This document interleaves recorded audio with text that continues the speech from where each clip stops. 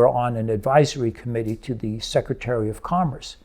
And we had told the Secretary, we had pulled the data and said, listen, 98% of our active pharmaceutical ingredients are coming from China.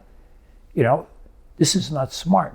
And it wasn't because it was China. It was because who in their right mind would have a supply chain that narrow?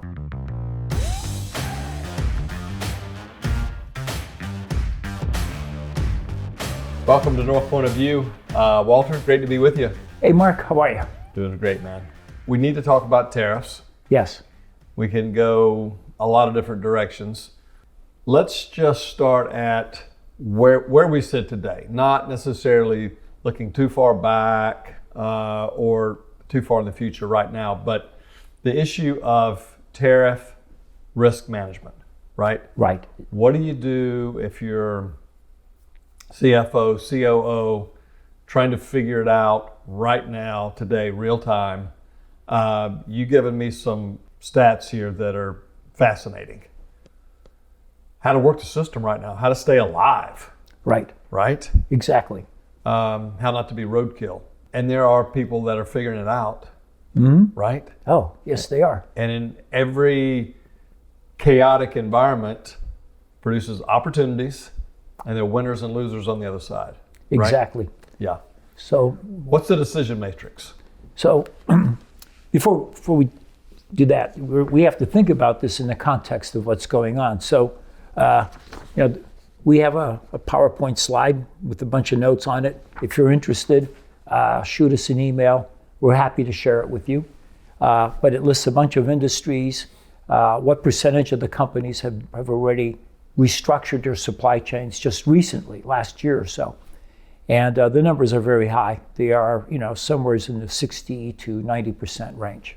Auto industry, massive restructuring That's going huge. on. Exactly. So there are a lot of, things that are impacting the decision to do so, including stuff like regionalizing your supply chain.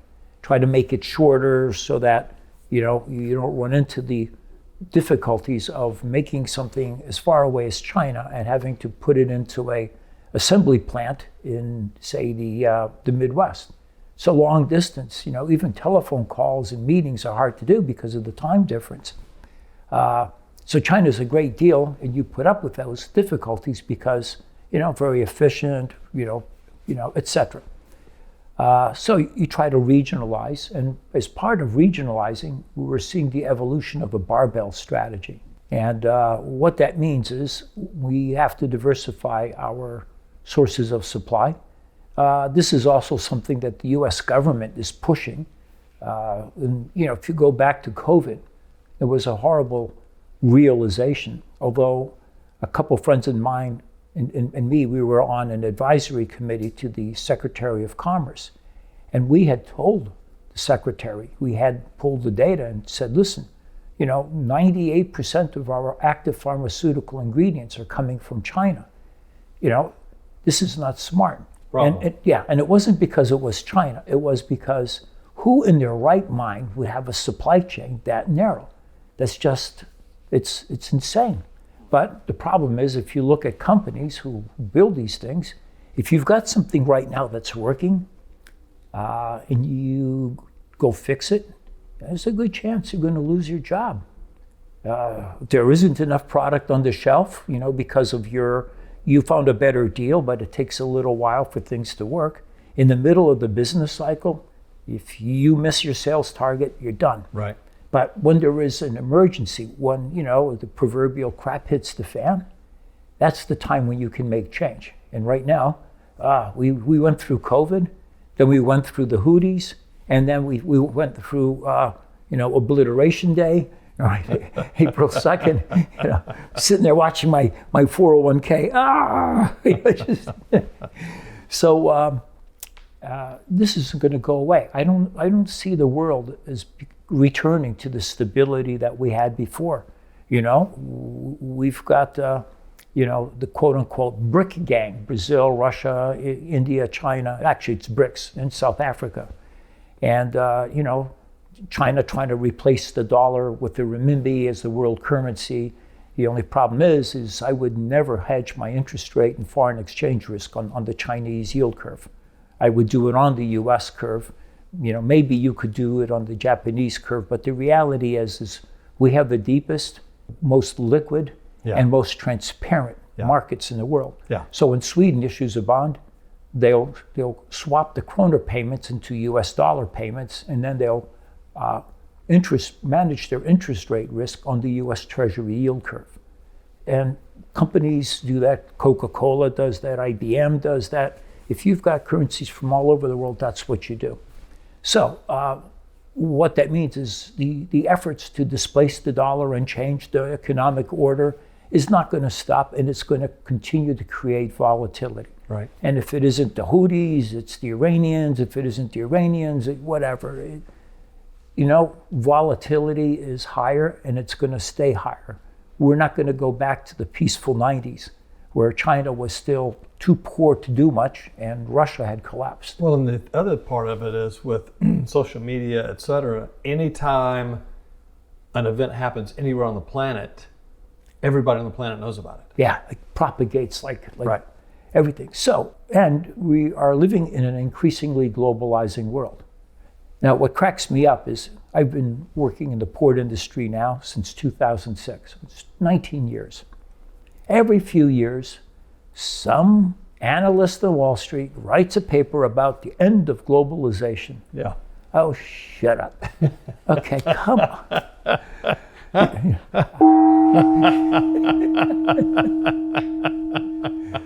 What are you talking about? The 73, 74, Arab war, oh, that's the end of globalization. Then we got into the Iran-Iraq war of 1980, and it's the end of when you can see world trade was rising. These events occur, it drops. Oh, see, it's the end of it, and then back up. And I go to the DHL website. They do these studies using their data with the NYU Stern School of Business guys. And they don't just look at globalization in terms of goods flow, but they look at telephone connections. People calling each other in other parts of the world, the sharing of movies and shows around the world. And that has not reversed. But what we had before, the government started to push the guys out of China, wasn't globalization. It was Chinization. We'll close the factory here, I go open it there, but that's the only place I source stuff. China was more globalized than the US was. China was getting components from 40 countries to build an iPhone and then send us the iPhone. And so our backward companies, and I say backward, when I lived in Europe in the 90s into 2000s, European companies were globalized. They were producing and distributing all over the world. They were like Coca-Cola. I mean, where can you go on this planet and not find a Coke? Yeah, I was, that reminds me, I was in Tokyo 2 weeks ago, and I just don't do it very often, but I just had to go to McDonald's, right? I just had to see what a quarter pounder was like in Tokyo, and I got the samurai burger, and it was so good. Oh my gosh. And that's a phrase you never hear. I went to McDonald's and it was so good. It was so good.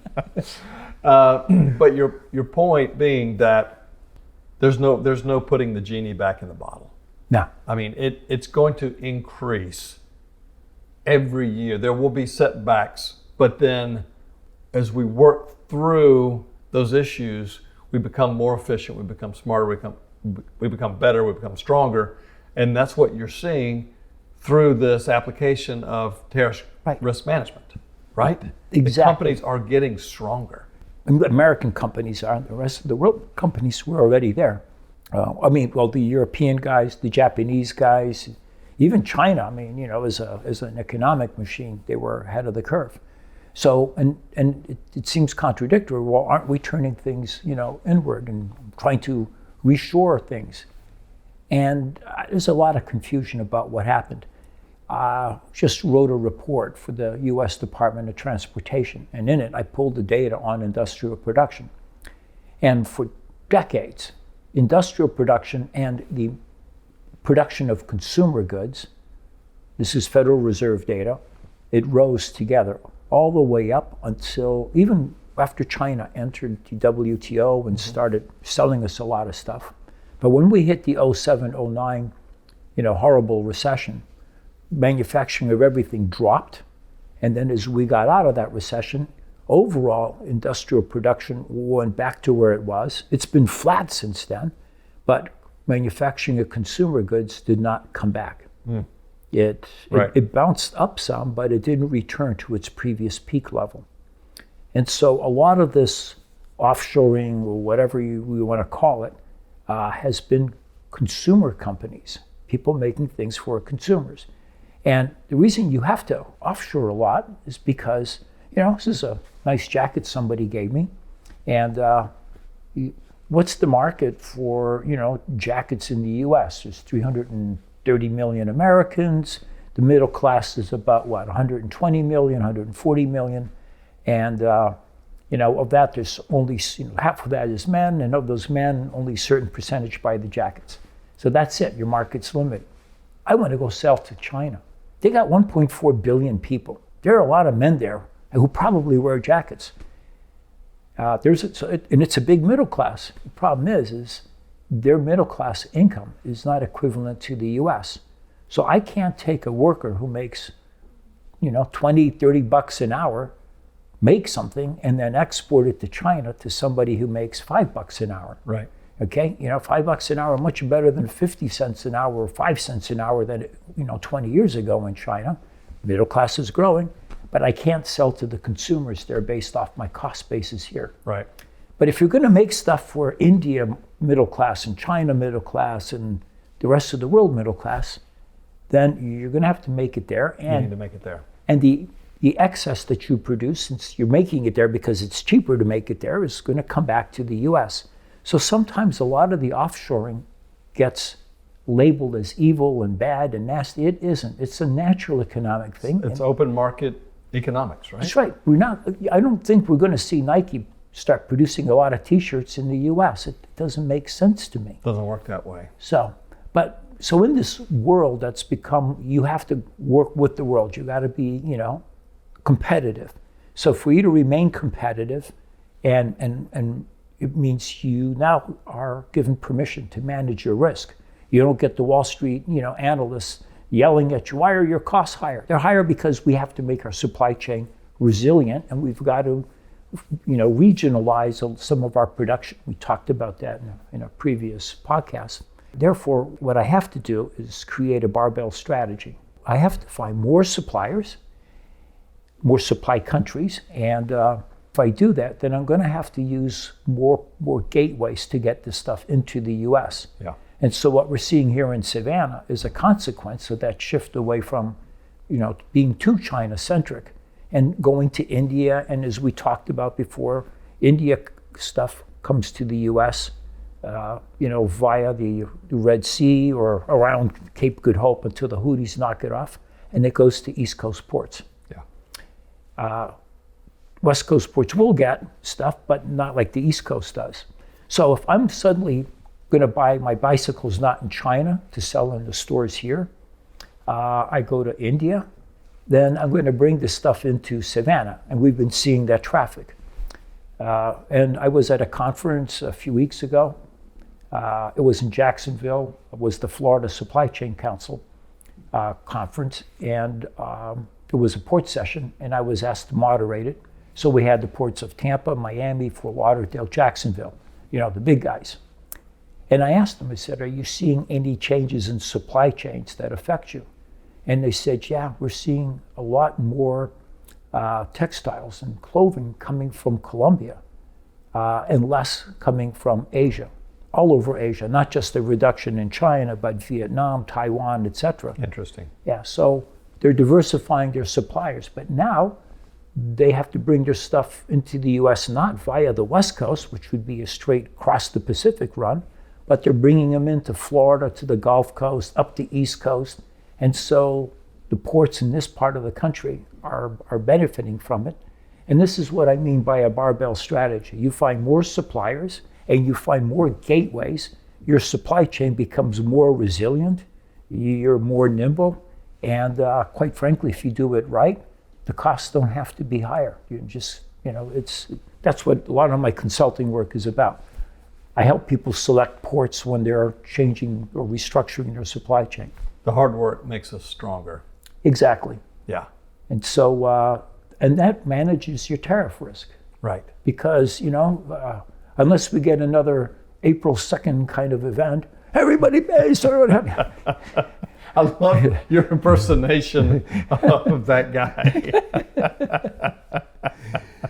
But you want speaking of Big Macs, I just need to put a pile of Big Macs in front of you. Oh, right? absolutely. I would fit the bill. I have a few things in common with them, and that would be one of them. I love Big Macs. So, through this regionalization, what you're seeing is ports like Savannah, Charleston, who can expand, but we're in play. You've got, again, winners and losers. Mm-hmm. And you've got folks that are really digging into the issues here, risk management, coming out on the other side. Exactly. They are looking at a range of factors. I mean, not to read the whole slide, I won't, but you have new regulations that affect, cold chain, refrigerated, frozen food. So that's causing changes. We've got the energy issue that, you need to make sure you're going to have access to the energy. The CHIPS Act basically makes all the chips have to be made in the U.S. and it's creating a lot of turmoil. There are sustainable sourcing issues out there, regardless of what the current administration's policies are or the last administration's. Doesn't matter. The younger consumers are worried about the environment. Yeah. And so they want to buy stuff that has a low carbon footprint. And if that's what the market wants, that's what you have to give them. Yeah. Think it through. Exactly. Figure it out. Walter, great being with you, man. Absolutely, Mark. Thanks so much. I'll see you soon. All right. Thanks, guys.